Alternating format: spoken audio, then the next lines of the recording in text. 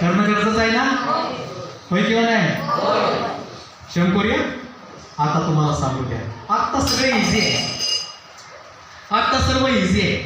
Bible तुमच्या घरामध्ये आहे. वचन तुमच्या कष्टाच्याद्वारे तुम्हाला मिळतं. तुम्ही ग्रहण करता. तुमचे बंधू तुमच्याकडे येतात, आराधनेमध्ये चालवतात, वचन तुम्हाला सांगतात. सर्व इझी आहे. पण आमोस 8 मध्ये आता देवाचं वचन काय सांगतो? तो काळ चालू होणार आहे. तो काळ चालू होणार आहे.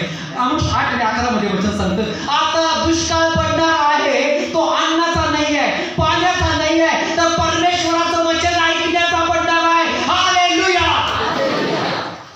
कसला पडणार आहे? आताचे तुम्ही वचन ऐकायला गेलात ना सर्व, तेव्हा काय करशील बघा.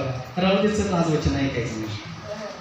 राहू दे चल, मला पिक्चरला घेऊन चल. राहू दे चल, मला जेवायला घेऊन चल, दहाव्यावर चल, हॉटेलमध्ये चल, नाश्ता सेंटरवर चल, कुठेही चल. वचन ऐकण्याचा दुष्काळ पडणार आहे. मग कसं तारण होणार? कशी तुमची भूक भागणार? कसं तुम्ही आरोग्य मिळणार? हालेलुया. कळतं का? म्हणून दुष्काळ पडायच्याच आधी देवाचं वचन सांगतं, स्तोत्र संहिता 119 आणि 11 मध्ये, मी तुझ्या विरुद्ध पाप करू नये म्हणून हे प्रभू, हे परमेश्वरा, तुझं वचन मी माझ्या हृदयात, माझ्या मनात साठवून ठेवलेलं आहे. हालेलुया. तेव्हा 3 म्हणा.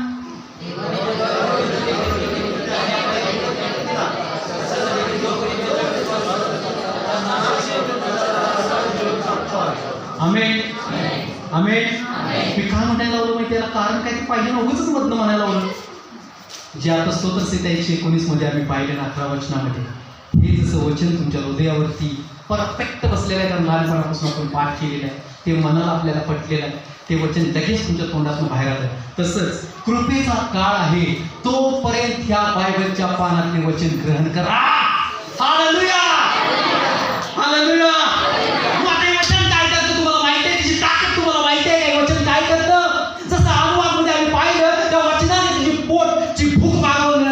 त्याच्यामध्ये सामर्थ्य आहे. तेच वचन काय करतं माहिती आहे का? नीतिसूत्र 4:10 मध्ये तुम्ही वचन वाचा. माझ्या मुला, हे धर्मशास्त्र तू सोडू नकोस, ते मनन कर, म्हणजे तुझी आयुष्याची मर्यादा वाढेल. हालेलुया. काय वाढेल? म्हणजे काय माहिती आहे का? वचन पाळल्यानंतर, वचन ग्रहण केल्यानंतर तुमचं आयुष्य वाढणार आहे. काय वाढणार आहे? आणि आम्ही आयुष्य वाढवण्यासाठी काय करतो बघा. डॉक्टरकडे जातो, गोळ्या खातो. होय की नाही? एकदा, दोनदा, तीनदा खातो आणि काय करतो? आयुष्य वाढवण्याचा प्रयत्न करतो. पण तुम्हाला सांगतो, जो हे वचन खातो त्याच्यात आरोग्य काम करतो. जे वचन खातो त्याच्यात आरोग्य काम करतो. हालेलुया. मी म्हणून नाहीये, मी काहीच नाहीये, पण त्या देवाने ते वचन दिलेलं आहे. जो वचन ग्रहण करतो त्याचं आयुष्य वाढतं. आता मला कसं मंडळीचा प्रश्न पाहिजे बघा. कसं याचकेल माहिती आहे? याचकेल राजा कसं? अरे याचकेल राजा सांगितलं आता कसं म्हणलं का? याचकेल राजा मरणार असतो, देव त्याला म्हणतो, अरे बाबा आता तू मरणार आहे, तुझी घरातली व्यवस्था व्यवस्थित कर आणि तुला आता मी घेऊन जाणार आहे. हालेलुया. कुणाला म्हणतो? याचकेलला म्हणतो, तुला घेऊन जा. हिचके घेऊन जाणार आहे बाबा. हिचकी, सॉरी, हिचकी, सॉरी, तुला घेऊन जाणार आहे. आता घेऊन जाणार आहे. थांब की माझ्या बायकोला बघू दे, मुलाला बघू दे, मंडळीला बघू दे, माझ्या सिंहासनाला बघू दे. थांब की, एवढा लवकर मला नको जायला. पण त्याला माहिती आहे, जीवन जर पाहिजे, आयुष्य जर पाहिजे, मनुष्याकडे सांगून उपयोग नाही. म्हणून त्याने देवाची वाणी ऐकल्या काय केलं बघा. बायकोकडे गेला म्हटलं नाही, हे बायको उद्या मी मरणार आहे. त्या लेकरांकडे गेला म्हणलं नाही, बाळा माझ्या मिठीच्या मी उद्या मरणार आहे. त्याला आपल्या प्रजेचा सिनाप दिला म्हटलं, इकडे आम्ही म्हटलं नाही, आता तू सांभाळ, माझ्या मुलाचं सगळं रक्षण कर, माझ्या पाठीमागे तूच त्यांना उभा कर. अजिबात म्हटलं नाही, कारण त्याला माहिती होतं हे सगळं भेट नाही, मला सगळं भेट नाही. उपदेश म्हणतो, वेद सर्व काही वेद. हालेलुया. मनुष्याने खावं पिवं त्यात तृप्त असावा असा उपदेशक म्हणतो. पण आमची तृप्तता होत नाहीये. म्हणून त्याला कळवतं हिचक्याला की आता काय सर्व वेद आहे. म्हणून त्याने काय केलं बघा, कुणालाच बोलवलं नाही, घरात गेला आणि भिंतीकडे तोंड केलं. मला भिंतीकडे तोंड केलं. आमचं तोंड होत असते दरवाजाकडे. कोण येते का मदतीला? कोण येते का? डॉक्टर मला पायाला कोण मला उचलून धरेल का? मला कोण चालवेल का? मला कोणी मदत करेल का? मला जीवन देईल का? अजिबात कोण देत नाही. तो डॉक्टर पैसा घेतो म्हणतो आता सर्व काही म्हणतो का नाही म्हणतो? हिचक्याला माहिती होतं आता कोणी माणसं माझ्या उपयोगात नाही आहे, म्हणून भिंतीकडे तोंड केलं, दाही रेटला म्हणा, दाही रेटला, लई रेटला. आणि तुम्हाला सांगू द्या, त्याची अश्रू देवाने पाहिजे. तो तुमचे अश्रू पाहणार नाही आहे का? तो तुमचं रडणं पाहणार नाही आहे का? तोच देव देवाचं वचन स्तोत्रात सांगतं. तोच देव म्हणतो, तुझा हार एक डोळ्यातला थेंब माझ्या बुद्धीत मी जपून ठेवलेला आहे. त्या बुद्धीतल्या थेंबाचा प्रत्येक शब्द मला माहित आहे तुला काय पाहिजे, आणि तोच देवाचा शब्द मानवाच्या जीवनात काम करतो. आणि त्या हिचक्याकडे देवाचं वचन येतं, तुझी प्रार्थना मी ऐकली, तुझं रडणं मी ऐकलेलं आहे. हालेलुया. तोच देव म्हणत आहे, तुझं रडणं मी पाहिलेलं आहे, तुझं अश्रू मी पाहिलेलं आहे, काय पाहिजे तुला? हालेलुया. आणि त्या ठिकाणी काय होतं बघा, हिचक्याकडे देवाचा संदेश येतो, देवाचा संदेश येतो. म्हणतो, देवाला तुझं अश्रू पाहिलेलं आहे बाबा, तू मरणार नाही आहेस. लगेच काय सांगतोयस? आतापर्यंत मरणार म्हणून सांगत नव्हतास, पण आता सांगणार आहे. कसं सांगणार आहे? प्रचिती दे. प्रचिती म्हणजे चिन्ह दाखव किंवा प्रूफ दे. प्रूफ काय म्हणताय? तुम्ही म्हणताय बघा, बँकेत गेला की राईट, पुरावा. बँकेत गेला की खरंच पाहिजे, घराचा पुरावा नाही. पण इथं काय होतं, खूप हिचक्या हुशार असतोय. खरंच माझं जीवन मारले, मला पुरावा दे. देवाकडे पुरावा मागते बघ. कुणाकडे? चष्टने देवाचा संदेश तुला सांगत यायला लागलाय, त्याला म्हणते मला पुरावा पाहिजे. तसं तुम्ही पुरावा मागताय. मी प्रार्थना केली काय तर पुरावा दे की. ऐकलाच नाही, ऐकलाच देव ऐकतच नाही. मी तुझ्या घरात प्रार्थना करतोय, पुरावा दे की. आणि पुरावा मागतोय काय?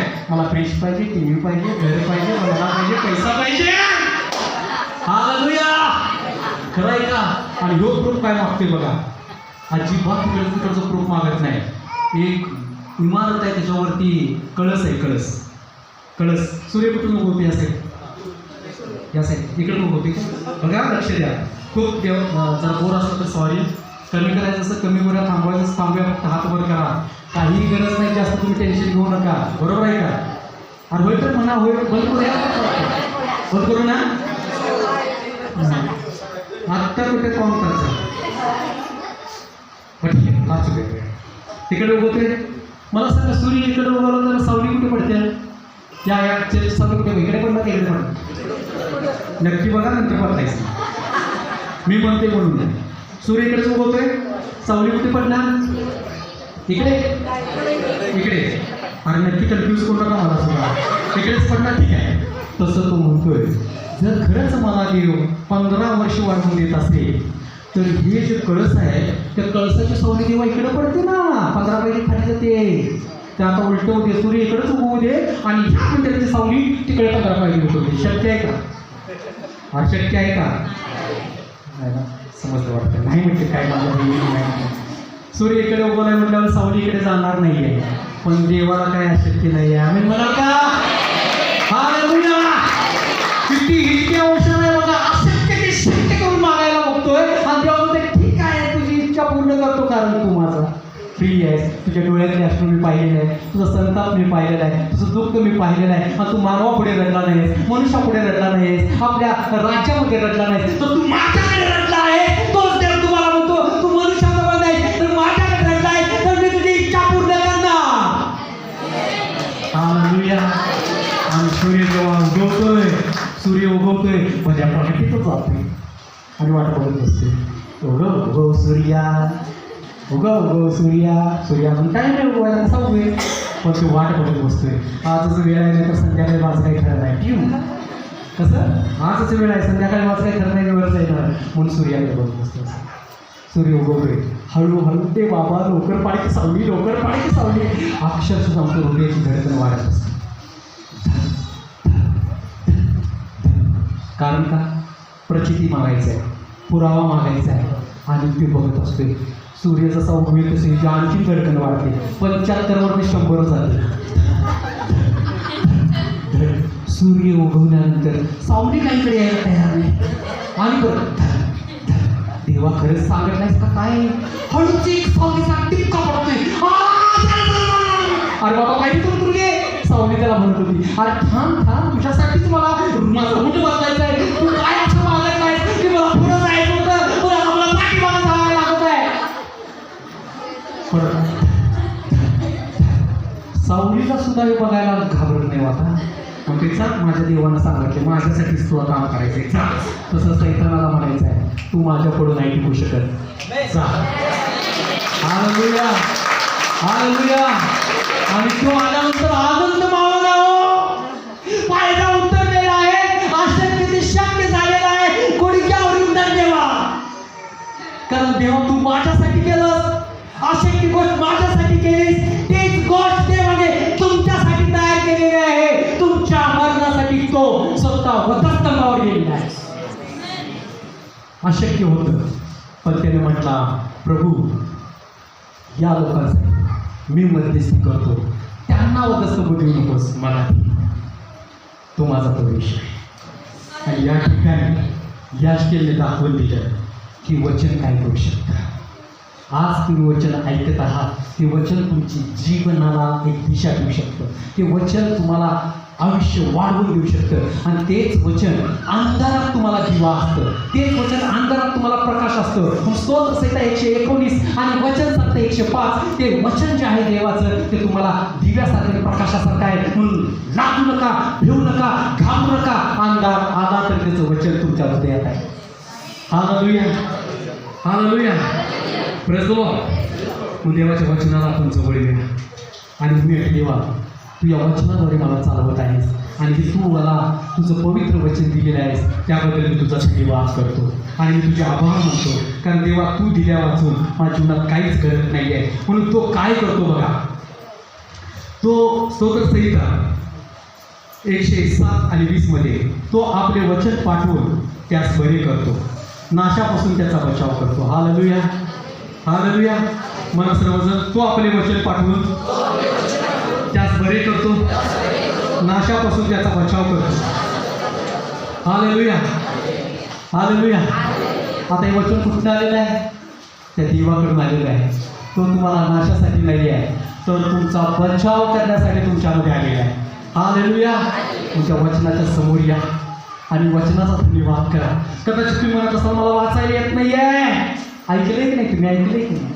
देवप्रीती आहे म्हणा की देवप्रीती आहे. हे शब्द तर रोज म्हणा. हालेलुया म्हणू शकता. धन्यवाद करू शकता. कारण देव तुमच्या जीवनामध्ये कार्य करणार आहे. देव तुमच्या जीवनामध्ये कार्य करणार आहे. चला या आपण डोळे बंद करूया. डोळे बंद करूया.